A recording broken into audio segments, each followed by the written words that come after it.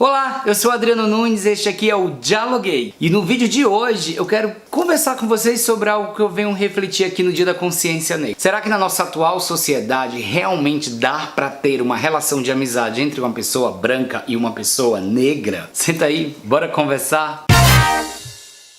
Olá, meus dialogueiros e minhas dialogueiras, tudo bem com vocês? Comigo tá tudo bem, é certo. Mas antes de qualquer coisa, eu tenho um desafio, uma proposta, um pedido pra vocês. Vamos rumo aos 10 mil inscritos? Esse canal precisa chegar a 10 mil inscritos. Eu sou um dos poucos, a minha turmetinha que caiu aqui no YouTube, que ainda não bateu a marca dos 10 mil inscritos. E pra isso é muito fácil, começa dando uma dedada gostosa no like, já salva o link pra estar compartilhando pros 67 grupos do WhatsApp, divide pra família, divide pra todo mundo. E comenta aí embaixo pra gente interagir.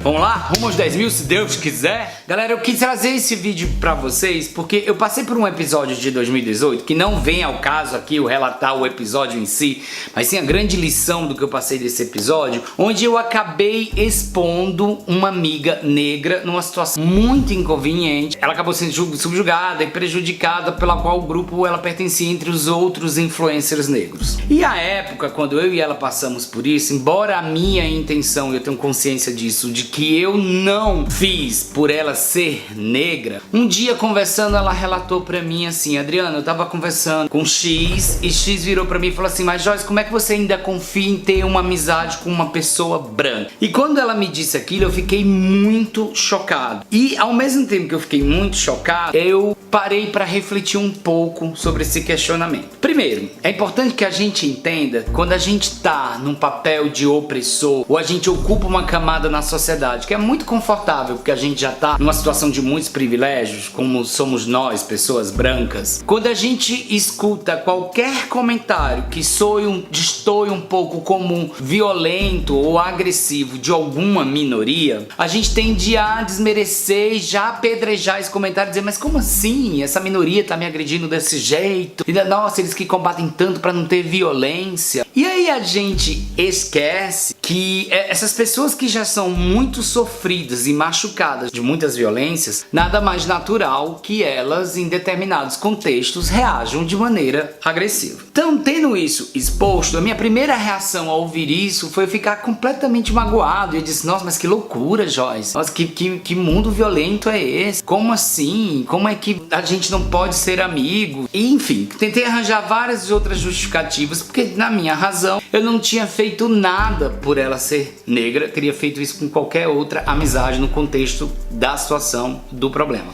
Mas eu sou uma pessoa inquieta e determinados questionamentos ressoam aqui no meu cérebro. E eu fiquei o tempo todo pensando: mas por que questionaram isso pra Joyce? Por que a gente não poderia ser amigos, ou ela não ser amiga de uma pessoa branca? Por que eu resolvi não tomar as dores e acusar esse comentário e refletir sobre este comentário? Primeiro, porque eu acho que quem comentou tá num lugar de fala, numa situação que eu totalmente desconheço. Então, se ela traz esse raciocínio, alguma bagagem cultural da vida dessa pessoa fez com que ela pensasse dessa forma. E foi então, tentando entender essa forma de pensar, que eu me vi analisando a minha amizade com pessoas negras. E uma vez eu encontrei com o Murilo do canal Muro Pequeno, que estava um pouco envolvido nessa confusão toda. Eu fui me desculpar com ele, aliás ele era uma das pessoas envolvidas que eu acabei expondo. E a gente conversando, eu falei pra ele: mas que loucura, Murilo. Ainda chegaram até a questionar se não podia ser amigo da Joyce por ser uma pessoa branca. E eu tive que parar até pra pensar nessa amizade.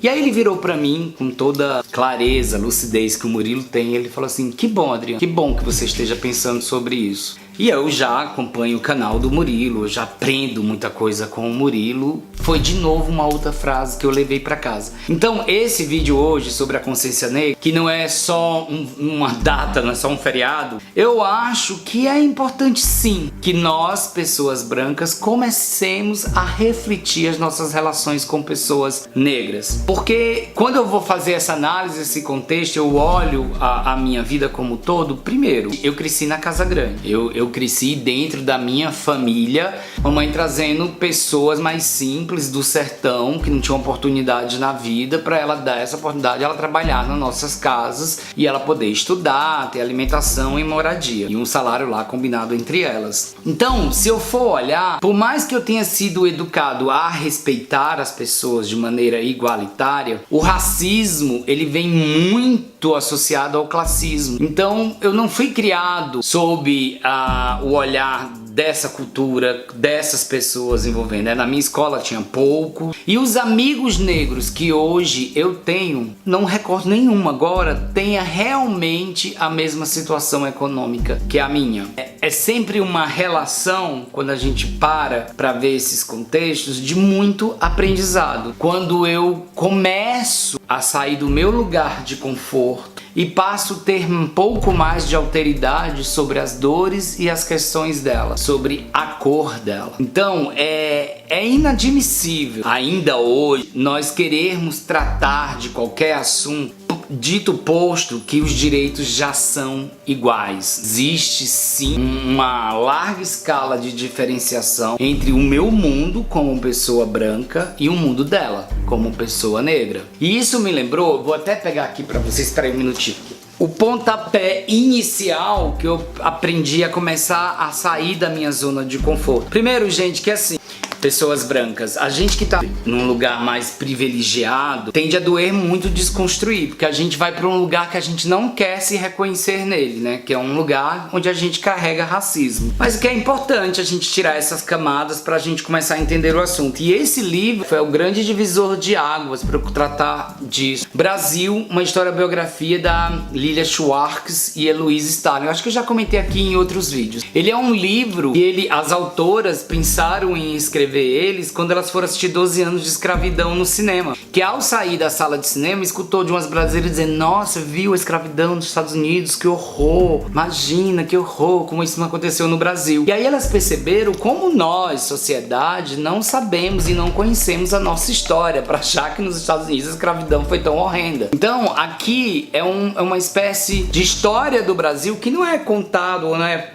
ou pelo menos não ficou tão esclarecido nas escolas, né, que a gente veio de uma pós-ditadura. Fica aqui a dica da leitura, porque esse livro, ele é uma obrigação para nós, pessoas brancas, começarmos a entender a dívida que a gente carrega na escravidão no Brasil, a desigualdade que existe no nosso país, e que aí a gente possa começar a permear e a construir essas relações. Por mais que as minhas intenções tenham sido outras, a forma como eu agi e expus a Joyce naquela situação tem sim muita característica de Casagrande Senzala, tem muitas relações aí de opressor e oprimido, e eu digo isso de maneira tranquila, porque eu acho que se eu não acessasse todos esses sentimentos e não buscasse entender o que aconteceu entre nós, eu não ia começar a desconstruir também o que eu carrego culturalmente, o que eu replico, o que foi naturalizado e imposto para mim como já igualitário. Então a gente opressor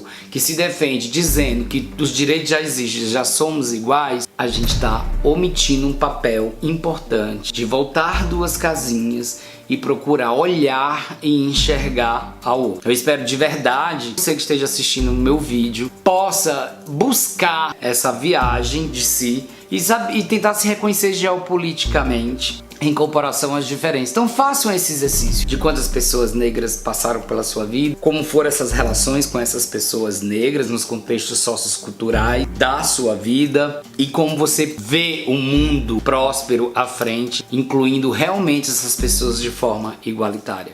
Esse é meu recado para a consciência negra, espero que vocês tenham gostado desse vídeo. Me segue lá no Instagram, tô sempre atualizando coisas lá, @dialogueibr. Até o próximo vídeo.